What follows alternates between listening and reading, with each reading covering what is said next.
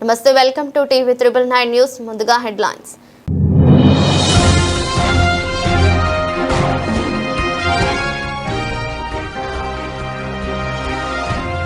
అమెరికాలో రిలయన్స్ భారీ పెట్టుబడి, ట్రంప్ సంచలన ప్రకటన.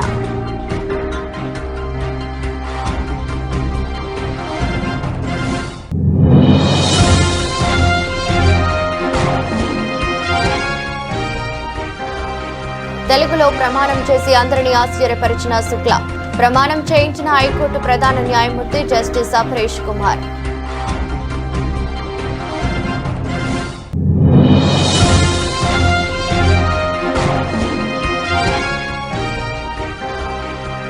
వెలుగుమట్ల గాజా అయినట్లు రేపు తెలంగాణ మొత్తం గాజా అవబోతుంది. ఆర్ఎస్ ప్రవీణ్ కుమార్ మండిపాటు.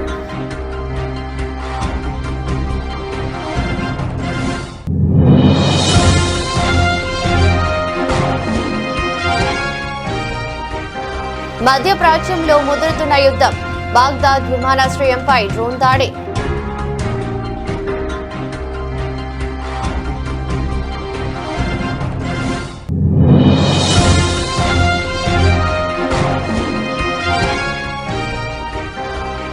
మురుగునీటి వ్యవస్థ కోసం అప్పు చేసైనా సరే ఎన్ని విధులైనా కేటాయిస్తా, రేవంత్ రెడ్డి హామీ.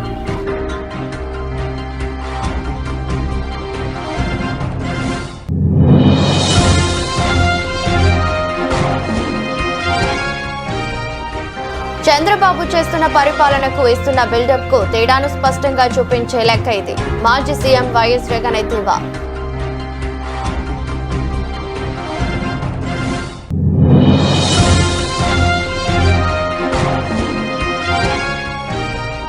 ఖరీఫ్ సాగుపై కీలకమైన నిర్ణయం తీసుకున్న రాష్ట్ర ప్రభుత్వం. మే 15 నుంచే ఖరీఫ్ సాగుకు సిద్ధమవ్వాలని ముఖ్యమంత్రి ఆదేశాలు.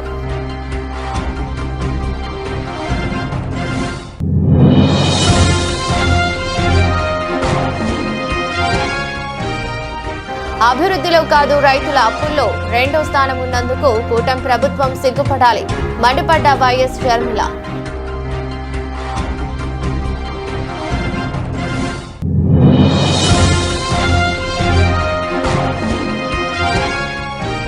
కాంగ్రెస్ పార్టీలో కొనసాగే పరిస్థితి లేదు.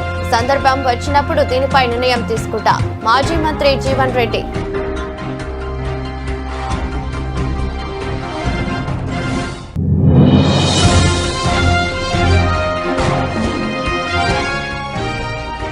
నిన్నటి భారీ లాభాల తర్వాత తగ్గిన బంగారం, వెండి ధరలు. లాభాల స్వీకరణకు మొగ్గు చూపిన ఇన్వెస్టర్లు.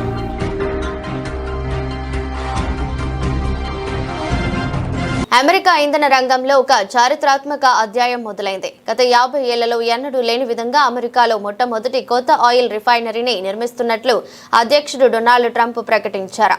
టెక్సాస్లోని బౌన్స్విల్లే పోర్టు వద్ద నిర్మించబోయే ఈ భారీ ప్రాజెక్టులో భారతీయ దిగ్గజ సంస్థ రిలయన్స్ ఇండస్ట్రీస్ భాగస్వామిగా ఉండటం విశేషం.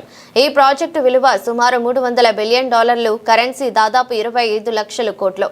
ఇది అమెరికా చరిత్రలోనే అతిపెద్ద డీల్ అని ట్రంప్ అభివర్ణించారు. తన social media platform truth social వేదికగా ఈ విషయాన్ని ప్రకటిస్తూ, భారతదేశంలోని మా భాగస్వాములకు అక్కడి అతిపెద్ద ప్రైవేట్ ఇంధన సంస్థ రిలయన్స్ కు ఈ భారీ పెట్టుబడి పెట్టినందుకు ధన్యవాదాలని తెలిపారు. అమెరికా ఫస్ట్ రిఫైనింగ్ అనే సంస్థ ఈ ప్రాజెక్టును చేపట్టనుంది. ఇది ప్రపంచంలోనే అత్యంత స్వచ్ఛమైన రిఫైనరీగా నిలుస్తుందని ట్రంప్ ధీమా వ్యక్తం చేశారు. పశ్చిమాసియాలో చమురు సరఫరాకు ఆటంకాలు కలుగుతున్న సమయంలో ఈ కొత్త రిఫైనరీ అమెరికా ఇంధన భద్రతను బలోపేతం చేయడమే కాకుండా వేలాది మందికి కొత్త ఉద్యోగాలను కల్పిస్తుందని ఆయన చెప్పారు.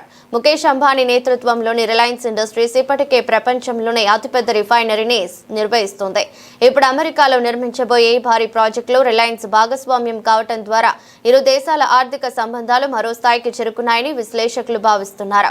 పన్నుల తగ్గింపు, అనుమతుల సరళీకరణ వల్లే ఇలాంటి భారీ పెట్టుబడులు అమెరికాకు తిరిగి వస్తున్నాయని ట్రంప్ ఈ సందర్భంగా చెప్పుకొచ్చారు. The United States military began major combat operations in Iran. Our objective is to defend the American people by eliminating imminent threats from the Iranian regime, a vicious group of very hard, terrible people. Its menacing activities directly endanger the United States, our troops, our bases overseas, and our allies throughout the world. For 47 years, the Iranian regime has chanted death to America and waged an unending campaign of bloodshed and mass murder, targeting the United States, our troops, and the innocent people in many, many countries. Among the regime's very first acts was to back a violent takeover of the U.S. Embassy in Tehran, holding dozens of American hostages for 444 days. In 1983, Iran's proxies carried out the Marine barracks bombing in Beirut that killed 241 American military personnel. In 2000, they knew and were probably involved with the attack on the USS Cole. Many died. Iranian forces killed and maimed hundreds of American service members in Iraq. The regime's proxies have continued to launch countless attacks against American forces stationed in the Middle East in recent years, as well as U.S. naval and commercial vessels in international shipping lanes. It's been mass terror, and we're not going to put up with it any longer.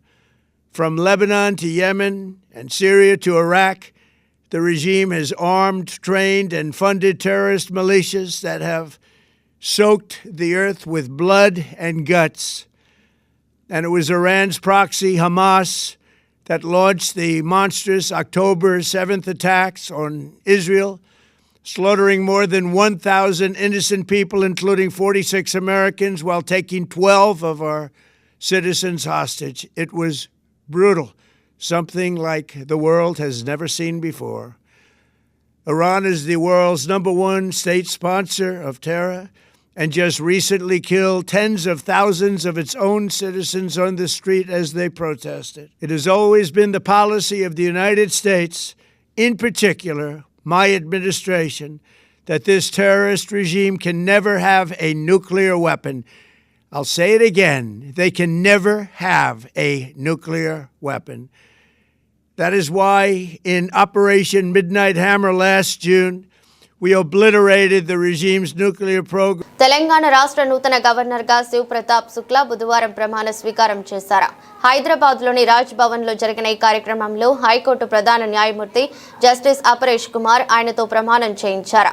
అయితే ఉత్తరప్రదేశ్కు చెందిన శుక్లా అనూహ్యంగా తెలుగులో ప్రమాణం చేసి అక్కడున్న వారందరినీ ఆశ్చర్యపరిచారు. ఈయన తెలంగాణకు 4వ గవర్నర్గా బాధ్యతలు స్వీకరించారు. కార్యక్రమానికి CM Revanth Reddy, deputy CM Mallu Bhatti Vikramarka, శాసనసభ స్పీకర్ గడ్డం ప్రసాద్ కుమార్, శాసన మండలి చైర్మన్ గుత్తా సుఖేందర్ రెడ్డి, పలువురు మంత్రులు హాజరయ్యారు. వీరితో పాటు హిమాచల్ ప్రదేశ్ మాజీ గవర్నర్ బండారు దత్తాత్రేయ, రాష్ట్ర కాంగ్రెస్ అధ్యక్షుడు మహేష్ కుమార్ గౌడ్, బీజేపీ రాష్ట్ర అధ్యక్షుడు రామచంద్రరావు, ప్రభుత్వ ప్రధాన కార్యదర్శి K Ramakrishna Rao, DGP B Shivadhar Reddy తదితర ఉన్నతాధికారులు కూడా పాల్గొన్నారు. ప్రమాణ స్వీకారం అనంతరం గవర్నర్ శుక్లాకు ముఖ్యమంత్రి, ఇతర ప్రముఖులు పుష్పగుచ్చాలు అందించి శుభాకాంక్షలు తెలిపారు. కాగా ఈ నెల 16వ తేదీ నుంచి రాష్ట్ర బడ్జెట్ సమావేశాలు ప్రారంభం కానున్న నేపథ్యంలో అదే రోజున ఉభయ సభలను ఉద్దేశించి కొత్త గవర్నర్ ప్రసంగించనున్నారు. గత వారం రాష్ట్రపతి ద్రౌపది ముర్ము హిమాచల్ ప్రదేశ్ గవర్నర్గా ఉన్న శుక్లాను తెలంగాణకు బదిలీ చేస్తూ ఉత్తర్వులు జారీ చేశారు. ఇప్పటి వరకు తెలంగాణ గవర్నర్గా ఉన్న జిష్ణుదేవ్ వర్మను మహారాష్ట్రకు గవర్నర్గా నియమించారు. ఉత్తరప్రదేశ్లోని గోరఖ్పూర్కు చెందిన శివ్ ప్రతాప్ శుక్లా విద్యార్థి దశ నుంచి ఏబీవీపీలో చురుకుగా పనిచేశారు. 1989లో తొలిసారి ఎమ్మెల్యేగా గెలిచి ఉత్తరప్రదేశ్ ప్రభుత్వంలో పలు కీలక మంత్రిత్వ శాఖలు నిర్వహించారు. అనంతరం 2016లో రాజ్యసభకు ఎన్నికై కేంద్రంలోని మోదీ ప్రభుత్వంలో ఆర్థిక శాఖ సహాయ మంత్రిగా కూడా సేవలు అందించారు. 2023 ఫిబ్రవరిలో హిమాచల్ ప్రదేశ్ గవర్నర్గా బాధ్యతలు చేపట్టారు.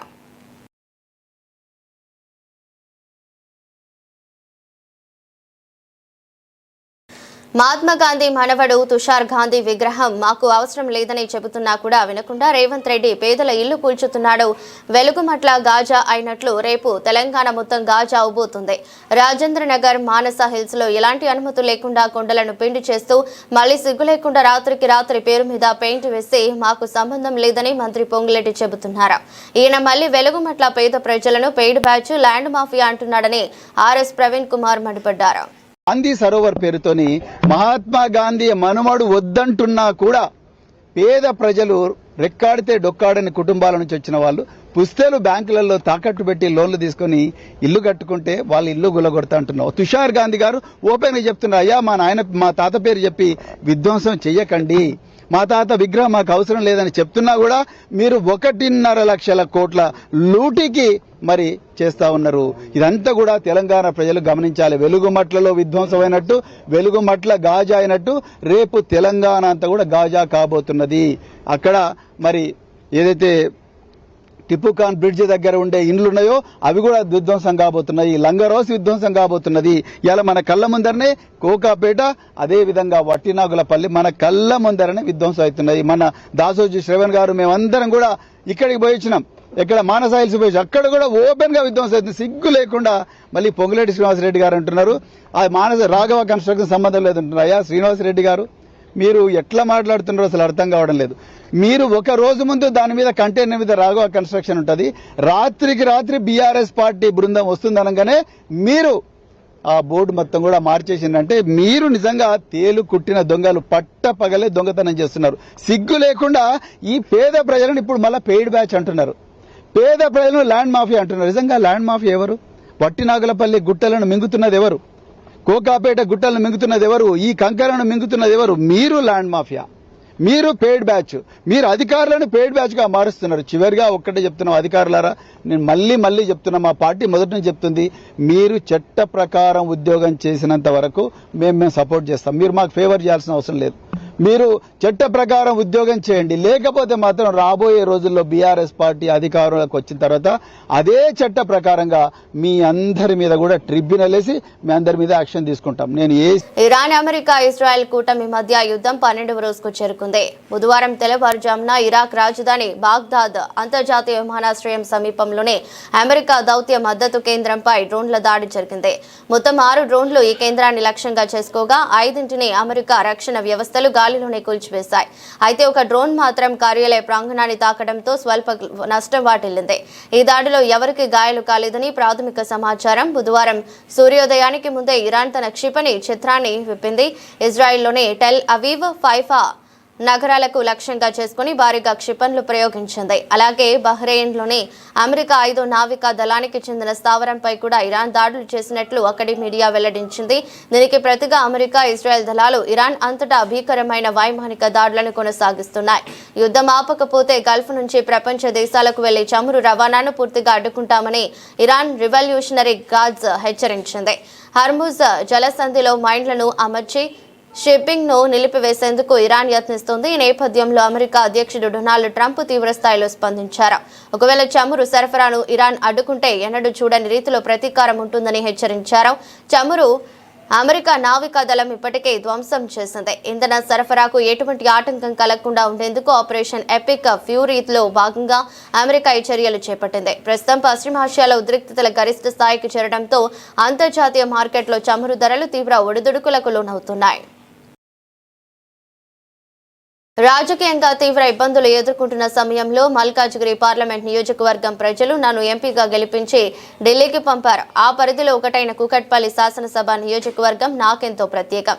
కష్టకాలంలో కూకట్పల్లి ప్రజలు నాకు అండగా నిలిచారు. నాడు ఈ ప్రాంతానికి ఏమీ చేయలేకపోయినా ఇప్పుడు మీ ఆశీర్వాదంతోనే సీఎంగా ఉన్న ఈ ప్రాంతానికి అవసరమైన వంతెనలు, చెరువులు, నాలాలు, భూగర్భ మురుగునీటి వ్యవస్థ కోసం అప్పు చేసైనా సరే ఎన్ని నిధులైనా కేటాయిస్తా అని రేవంత్ రెడ్డి అన్నారు. మీరందరూ చూసారు గతంలో కానీ ఇప్పుడు కానీ ఈరోజు మనం చెయ్యాలని ఒక నిర్ణయానికి వచ్చినాం. దయచేసి సహకరించండి. రోడ్ల విస్తరణకు కూడా సహకరించండి. రోడ్డు వైడనింగ్లో ఎవరు ఆస్తి పోయినా వాళ్ళకి నష్టపరిహారం ఇద్దాం. ఫ్లైఓవర్లు ఫాస్ట్గా కట్టుకుందాం. 5 ఏళ్ళు 10 ఏళ్ళు ఫ్లైఓవర్లు కట్టకుంటుంటే తీవ్రమైన ఇబ్బందులు, యాక్సిడెంట్లలో చాలామంది చచ్చిపోతున్నారు. ఇవాళ చెరువులు కానీ, నాలాలు కానీ, రోడ్లు కానీ, ఫ్లైఓవర్లు కానీ బ్రహ్మాండంగా మీ ప్రాంతాన్ని అభివృద్ధి చేసుకోండి. ఏదున్నా నా దృష్టికి తీసుకురండి. అప్పో సప్పో తల తాకట్టు పెట్టైనా నిధులు తెచ్చిచ్చే బాధ్యత నాది ఈ ప్రాంతానికి. ఎందుకంటే మీరందరు కష్టకాలంలో నేను ఇక్కడికి వచ్చినప్పుడు నన్ను ఎంపీగా గెలిపించి ఢిల్లీకి పంపించారు. నాకు ఆ కృతజ్ఞత ఎప్పటికి ఉంటుంది. కష్టంలో ఉన్నప్పుడు నన్ను నిలబెట్టిండ్రు. రాజకీయంగా నేను ఇబ్బందిని ఎదుర్కొంటున్నప్పుడు నన్ను మీరందరూ అండగా నిలబడి నన్ను నిలబెట్టిండ్రు. నన్ను నిలబెట్టిన మీకు సేవ చేసే అవకాశం ఈరోజు నాకు దక్కింది. కాబట్టి ఈ ప్రాంతానికి రాజకీయాలకు అతీతంగా నేను అభివృద్ధి కార్యక్రమాలు చేస్తా. మంచి అధికారులను నియమించిన, బాగా పని చేయించుకోండి, ఏం కావాలన్నా నన్ను అడగండి, మంజూరుని చేయడానికి నేను సిద్ధంగా. 2024-25లో మినిమం నగదు ట్రెజరీలో ఉన్న రోజులు కేవలం 8 రోజులు. 365 రోజులకు 357 రోజులు ట్రెజరీలో మినిమం బ్యాలెన్స్ కూడా చంద్రబాబు పెట్టలేదు. చంద్రబాబు చేస్తున్న పరిపాలనకు ఇస్తున్న బిల్డప్ కు తేడాను స్పష్టంగా చూపించే లెక్క ఇది. క్యూఎల్ఆర్ మాజీ సీఎం వైఎస్ జగన్ మండిపడ్డారు. చంద్రబాబు గారి ప్రభుత్వ ఆర్థిక పనితీరు అధ్వానంగా ఉందని చెప్పడానికి ఇంకొక అంశం కూడా చెప్తాను. మామూలుగా మినిమం క్యాష్ బ్యాలెన్స్ అనేది ట్రెజరీలో ఉండాలి. ఆ మినిమం క్యాష్ బ్యాలెన్స్ అనేది ట్రెజరీలో లేకపోతే, కన్సాలిడేటెడ్ ఫండ్లో కన్నా లేకపోతే వెంటనే ఇట్ విల్ ట్రిగర్ ఎస్డిఎఫ్ అంటే స్పెషల్ డ్రాయింగ్ ఫెసిలిటీ. అంటే ఇవన్నీ కూడా రకరకాల వడ్డీలతో కూడిన ఇన్స్ట్రుమెంట్స్. రాష్ట్ర ప్రభుత్వ ఖజానాలో డబ్బులు ఎప్పుడైతే లేకుండా పోతాయో అప్పుడు ఇమీడియట్గా ఫస్ట్ ట్రిగర్ వడ్డీతో కూడిన స్పెషల్ డ్రాయింగ్ ఫెసిలిటీ ఎస్డిఎఫ్ అంటారు, అది ట్రిగర్ అవుతుంది. ఈ అమౌంట్ కూడా దాటిపోతే వడ్డీతో కూడిన డబ్ల్యూఎంఏ అంటే వేస్ అండ్ మీన్స్ అకౌంట్, అది ట్రిగర్ అవుతుంది. అది కూడా దాటిపోతే ఓడీలోకి వెళ్ళిపోతాం, ఓవర్ డ్రాఫ్ట్ ఫెసిలిటీ. ఇవన్నీ కూడా వడ్డీతో కూడిన ఇన్స్ట్రుమెంట్స్. ట్రెజరీలో మినిమం బ్యాలెన్సులు లేకపోతే, రాష్ట్ర ప్రభుత్వానికి సంబంధించిన కన్సాలిడేటెడ్ ఫండ్లో మినిమం బ్యాలెన్సులు కానీ లేకపోతే, ఆశ్చర్యం కలిగించే విషయం ఏమిటో తెలుసా? ఏ కష్టాలు కూడా చంద్రబాబు నాయుడు హయాంలో లేనప్పటికీ, మా హయాంలో అన్న కోవిడ్ లాంటి విపత్కర పరిస్థితులు చూసినాం, రకరకాల ఇబ్బందులకర పరిస్థితుల మధ్య రాష్ట్రాన్ని నడిపినాం. కానీ చంద్రబాబు నాయుడు గారు ఏ కష్టాలు లేనప్పటికీ 2024-25లో మినిమం నగదు ట్రెజరీలో అమరావతిలో జరుగుతున్న 6వ జిల్లా కలెక్టర్ల కాన్ఫరెన్స్ లో ముఖ్యమంత్రి కీలక దిశానిర్దేశం చేశారు. ప్రభుత్వం కేవలం బిలియనీర్లు, ట్రిలియనీర్ల కోసం మాత్రమే పనిచేయటం లేదని, పేదల సంక్షేమమే పరమావధిగా అడుగులు వేస్తోందని ఆయన స్పష్టం చేశారు. ఈ సందర్భంగా పారిశ్రామిక అభివృద్ధిపై కీలక ప్రకటన చేస్తూ మార్చి 23వ తేదీన ఆర్సెల్ఆర్ మిట్టల్ స్టీల్ ప్లాంట్ శంకుస్థాపన జరగనుందని వెల్లడించారు. అలాగే రాయలసీమ స్టీల్ ప్లాంట్ పనులను కూడా త్వరలోనే ప్రారంభించి 2028 మార్చి నాటికి పూర్తి చేయాలనే లక్ష్యాన్ని నిర్దేశించారు. పాలనలో ఆధునికతకు పెద్దపీట వేయాలని సూచిస్తూ డేటా డ్రివెన్ గవర్నెన్స్ మరియు ఆర్టిఫిషియల్ ఇంటెలిజెన్స్ వినియోగాన్ని పెంచాలని కలెక్టర్లను ఆదేశించారు. డిజిటల్ లిటరసీని పెంపొందించడంతో పాటు మనమిత్ర వాట్సాప్ గవర్నెన్స్ ను ప్రజల్లోకి విస్తృతంగా తీసుకెళ్లాలని సూచించారు. అమరావతిలో రోడ్ల సుందరీకరణను ఉదాహరణగా చూపుతూ రాష్ట్రంలోని అన్ని ప్రాంతాలను అదే విధంగా తీర్చిదిద్దాలని కోరారు. రాష్ట్రానికి వస్తున్న పెట్టుబడుల విషయంలో కలెక్టర్లు ప్రత్యేక బాధ్యత తీసుకోవాలని, ప్రాజెక్టుల గ్రౌండింగ్ వేగంగా జరిగేలా చూడాలని ముఖ్యమంత్రి ఆదేశించారు. కొప్పర్తి, ఓర్వకల్లు వంటి ప్రాంతాలను పారిశ్రామిక క్లస్టర్లుగా అభివృద్ధి చేయడమే కాకుండా రాష్ట్రంలోని 175 నియోజకవర్గాల్లో 175 ఎంఎస్ఎంఈల ఏర్పాటుకు శ్రీకారం చుడుతున్నట్లు ప్రకటించారు. P4 విధానం భవిష్యత్తులో గేమ్ చేంజర్ గా మారుతోందని, 2047 నాటికే తలసరి ఆదాయం 55 లక్షలకు చేరడమే లక్ష్యమని వివరించారు. మహిళా సాధికారతపై దృష్టి సారిస్తూ మహిళా సంఘాల ఉత్పత్తులకు సొంత బ్రాండింగ్ తో మార్కెటింగ్ కల్పించాలని అధికారులను కోరారు. అంతర్జాతీయ ఇరాన్ వంటి ప్రాంతాల్లో జరుగుతున్న యుద్ధ పరిణామాల వల్ల గుడ్లు, అరటి వంటి స్థానిక ఉత్పత్తుల ధరలు తగ్గుతాయని, వీటికి ప్రత్యామ్నాయ మార్కెట్లను వెతకాల్సిన అవసరం ఉందని ముఖ్యమంత్రి గుర్తు చేశారు. రైతు విషయంలో ప్రత్యేకమైన శ్రద్ధ పెట్టాం. ఎందుకంటే ఫుడ్ హ్యాబిట్స్ మారుతున్నాయి, వ్యవసాయం సంక్షోభంలో ఉంది. దీన్ని ఏ విధంగా ఓవర్కమ్ కావాలి అనుకున్నప్పుడు టోటల్ అప్రోచ్ లో మార్పు రావాలనే ఉద్దేశంతో ప్రతి ఒక్క అన్నదాత సుఖీభవ కార్యక్రమం అప్పుడు రైతు సంఘాలకు ఇప్పుడు మార్కెట్ కమిటీలు ఉన్నాయి, ప్యాక్స్ ఉన్నాయి, సాగునీటి సంఘాలు ఉన్నాయి. వీళ్ళందరూ ఒక వారం రోజులు క్యాంపెయిన్ చేయడం, మన ఆఫీసర్లు రైతన్న మీకోసం కార్యక్రమాన్ని తీసుకుపోవాల్సిన అవసరం ఉంది. లాస్ట్ డే నేను కూడా అటెండ్ అవుతాను, ఫస్ట్ డే అటెండ్ అవుతాను, లాస్ట్ డే అటెండ్ అవుతాం. రేపు ఖరీఫ్ కి ఇప్పటి నుంచే ప్రిపరేటరీ వర్క్ చేస్తాం. మనం మే 15వ తారీఖున వాటర్ రిలీజ్ చేస్తున్నాం. నారుమళ్ళు వేసుకోవడం, పంటలు వేయడం, ఇవన్నీ మనం అడ్వాన్స్ గానే, ఇంత మునుపు ఒక అన్సర్టనిటీ ఉండేది, ఇప్పుడు ఆ అన్సర్టనిటీ లేదు. దానికి మనం ముందుకు పోతాం. రెండోది, ఈ మంత్ లోనే ఉగాదిలో 2 లక్ష, ఇది కూడా అన్నదాత సుఖీవు కూడా ఉగాది కానుక ఇది అవుతానే 2,50,000 ఇళ్లు గృహప్రవేశాలు చేస్తున్నాం. ఇది కూడా డేట్ కూడా ఫిక్స్ చేశాం. ఆ డేట్ ప్రకారం దీన్ని కూడా ప్రారంభిస్తాం. మూడోది, మొన్నే కేబినెట్ లో దివ్యాంగులకి ఇంద్రధనుసు పేరుతో ఉచిత ప్రయాణ సౌకర్యం వాళ్లకు వాళ్ళ అటెండెంట్ కూడా ఇస్తున్నాం. దీన్ని కూడా మనం పర్ఫెక్ట్ గా అమలు చేయడానికి మీరు ప్రిపేర్ కావాలి. ఫస్ట్ టైం చరిత్రలో విద్యుత్ రంగంలో ట్రూ డౌన్, ఒకప్పుడు ట్రూ అప్ ఛార్జెస్ ఇచ్చారు. ఇప్పుడు first time true down charges ని ఇంట్రడ్యూస్ చేసి ఏదైతే ముందేసిన ఛార్జీలు కూడా 4,600 కోట్ల రూపాయలు విత్డ్రా చేసుకుని ఆ బెనిఫిట్ కన్జ్యూమర్స్ కి ఇచ్చాం. ఇంకొక పక్కన మీరు ఆలోచిస్తే ₹5.19 ఉండే కరెంటు ఛార్జీల్ని ఆవరేజ్ యూనిట్ ప్రొక్యూర్మెంట్ కాస్ట్ 39 తగ్గిస్తున్నాం. దగ్గర ₹4.80 తీసుకొస్తున్నాం. ఈ ఇయర్ దాన్ని ₹4.60 తీసుకురావాలని, అంటే ₹5.19 ఉండేది 3 ఏళ్లలో ₹4.60 వస్తుంది. అల్టిమేట్ గా ₹4 వరకు తీసుకురావాలనేది మన ఆలోచన. ఇందులో మీరందరూ గుర్తుపెట్టుకోవాల్సిన కుసుమ్ కింద 3 లక్షల పంప్ సెట్స్ ఇస్తున్నాం. 6 లక్షల సోలార్ రూఫ్ టాప్ ఒక టార్గెట్ పెట్టుకున్నాం. రైతులను అప్పుల్లో ముంచడమా చంద్రబాబు లాభసాటి వ్యవసాయం? ఇదేనా రైతు సంక్షేమ ప్రభుత్వం? రాష్ట్రంలో రైతుల పరిస్థితి అగమ్య గోచరం. పార్లమెంట్లో ఇచ్చిన రిపోర్టే ఇందుకు నిదర్శనం. మన దేశ రైతుల అప్పులు 30 లక్షల కోట్లు. ఇందులో మన రాష్ట్ర రైతుల అప్పులు 3.75 లక్షల కోట్లు. అప్పుల్లో దేశంలోనే రాష్ట్రం 2వ స్థానం. దేశం రైతుల అప్పుల్లో మన రాష్ట్ర రైతులు అప్పులు 10%. ఈ లెక్కన ప్రతి రైతుకు సగటున 2 నుంచి 7.5 లక్షల అప్పు ఉన్నట్లు రాష్ట్ర రైతాంగం మొత్తం అప్పుల్లో మునిగిపోయింది. కేంద్రంతో సంబంధం లేకుండా 20,000 ఇస్తామని మోసం చేశారు. రైతులకు సుఖీభవ కింద ఇస్తున్నది 14,000. రాష్ట్రంలో 93 లక్షల మంది రైతులంటే మీరిచ్చింది కేవలం 47 లక్షల మందికే. కౌలు రైతులకు రాష్ట్రంలో దిక్కులేదు. రైతు పండించిన పంటలకు కనీస గిట్టుబాటు ధర లేదు. రాష్ట్రంలో ఏ పంటకు కనీస మద్దతు ధర అందలేదు. ధరల స్థిరీకరణ నిధి పేరుతో మోసమే. ముష్టి 500 కోట్ల బడ్జెట్లో పెట్టి ₹1 కూడా ఇవ్వలేదు. రాష్ట్రంలో కనీసం రైతులకు యూరియా సైతం ఇవ్వలేదు. అభివృద్ధిలో కాదు రైతుల అప్పుల్లో 2వ స్థానం ఉన్నందుకు కూటమి ప్రభుత్వం సిగ్గుపడాలని షర్మిల మండిపడ్డారు. అసలు నిన్న పార్లమెంటులో రైతుల గురించి ఒక రిపోర్ట్ బయట పెట్టారు. ఆ రిపోర్ట్ ఏమిటంటే మన దేశం అంతటిలో రైతులకున్న అప్పులు 30 లక్షల కోట్ల రూపాయలైతే ఒక ఆంధ్రప్రదేశ్ రైతుల అప్పులే దాంట్లో 3,75,000 కోట్ల రూపాయలంట. అంటే 10% ఎక్కువ. అంటే మన రాష్ట్రంలో రైతులు 2వ స్థానంలో ఉన్నారు అప్పుల్లో. అంటే అందరికంటే ఎక్కువ స్థానంలో ఆంధ్ర రాష్ట్రం ఉంది. ఎంత ఘోరం అంటే ఇది. కనీసం ప్రతి రైతుకు మన రాష్ట్రంలో 2 లక్షల నుంచి 7.5 లక్షల రూపాయల వరకు అప్పుందన్నమాట. అంటే ఈ రోజు మన ఆంధ్ర రాష్ట్ర రైతాంగం మొత్తం అప్పుల పాలైపోయింది. ఎవరు పట్టించుకుంటున్నారు? చంద్రబాబు గారేమో ఇది రైతు సంక్షేమ ప్రభుత్వం అని చెప్తారు. ఏది రైతు సంక్షేమ ప్రభుత్వం? రైతుల్ని అప్పుల్లో ముంచడమే రైతు సంక్షేమమా మీకు?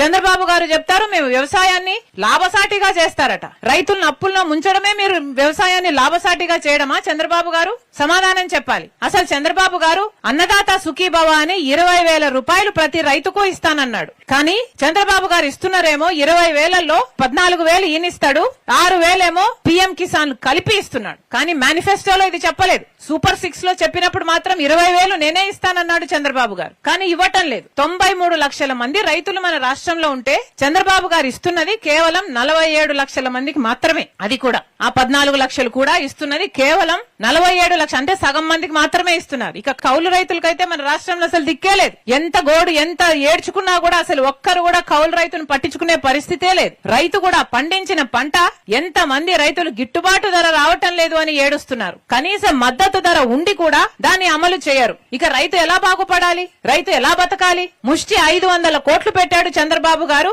బడ్జెట్ లో ధర స్థిరీకరణ నిధి కోసం. ఏం సరిపోతుంది? ఏ రైతుకు సరిపోతుంది? పోనీ 500 కోట్లైనా వాడుతున్నారా అంటే అది వాడరు. దాన్ని మళ్ళీ డైవర్ట్ చేస్తారు. కనీసం యూరియా కొందామంటే దొరకటం లేదు. ఇంత అధ్వానంగా ఉంది రైతుల పరిస్థితి మన రాష్ట్రంలో. దీనికి అంతటికీ కారణం కూటమి సర్కారే. కాంగ్రెస్ పార్టీలో కొనసాగే పరిస్థితి లేదు. సందర్భం వచ్చినప్పుడు దీనిపై నిర్ణయం తీసుకుంటానని మాజీ మంత్రి జీవన్ రెడ్డి అన్నారు. ఇప్పుడు ఒక్కటి బాబు, ఏ అంశమైనా కానీ మీకు తెలియకుంటే ఇది జరగదు. ఈ అంశం మీకు తెలియకుంటే ఇది జరగదు.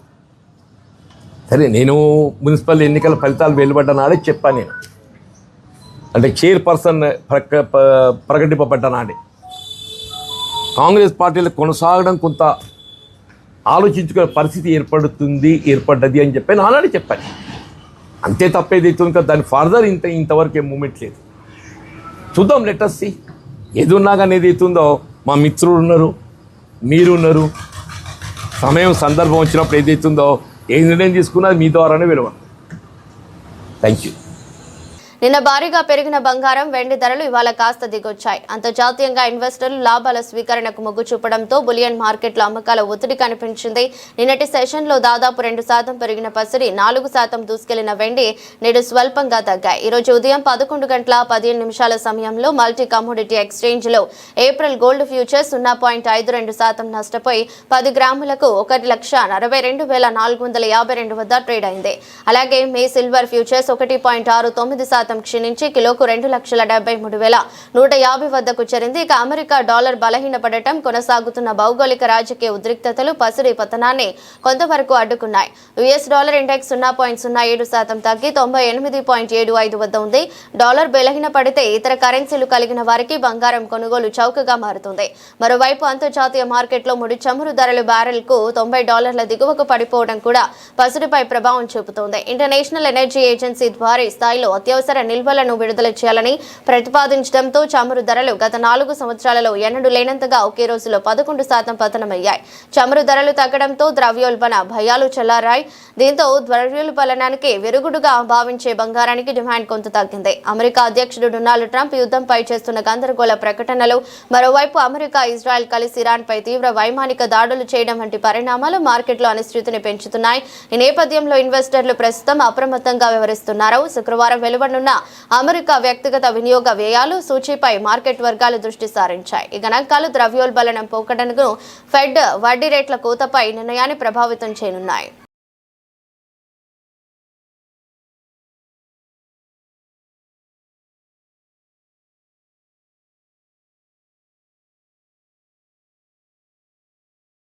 వార్తలు ముగించే ముందు మరోసారి హెడ్లైన్స్.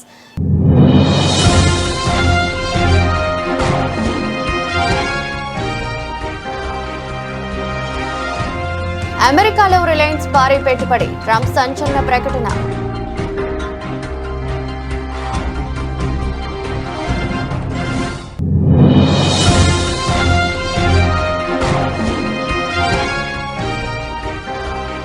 తెలుగులో ప్రమాణం చేసి అందరినీ ఆశ్చర్యపరిచిన శుక్లా, ప్రమాణం చేయించిన హైకోర్టు ప్రధాన న్యాయమూర్తి జస్టిస్ అపరేష్ కుమార్.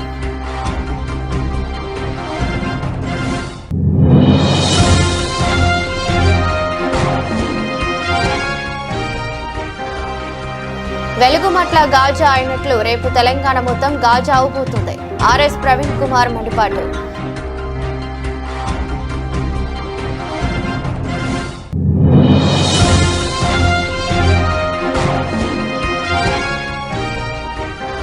మధ్యప్రాచ్యంలో ముదురుతున్న యుద్ధం, బాగ్దాద్ విమానాశ్రయంపై డ్రోన్ దాడి.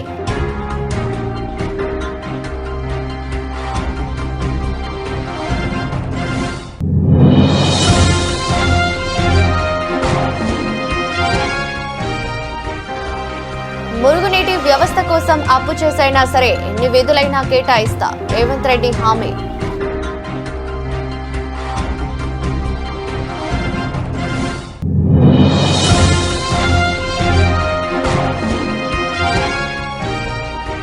చంద్రబాబు చేస్తున్న పరిపాలనకు ఇస్తున్న బిల్డప్ కు తేడాను స్పష్టంగా చూపించే లెక్క ఇది. మాజీ సీఎం వైఎస్ జగన్ ఎద్దేవా.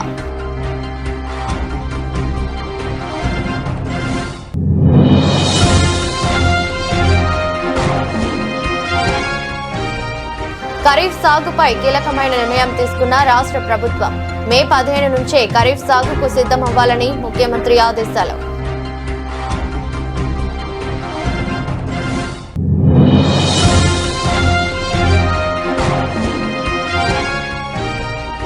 అభివృద్ధిలో కాదు రైతుల అప్పుల్లో 2వ స్థానం ఉన్నందుకు కూటమి ప్రభుత్వం సిగ్గుపడాలి, మండిపడ్డ వైఎస్ షర్మిల.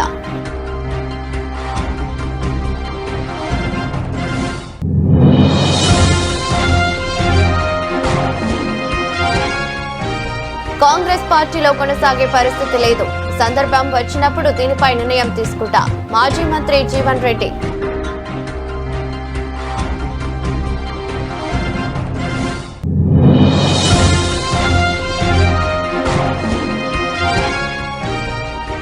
నిన్నటి భారీ లాభాల తర్వాత తగ్గిన బంగారం, వెండి ధరలు, లాభాల స్వీకరణకు మొగ్గు చూపిన ఇన్వెస్టర్లు.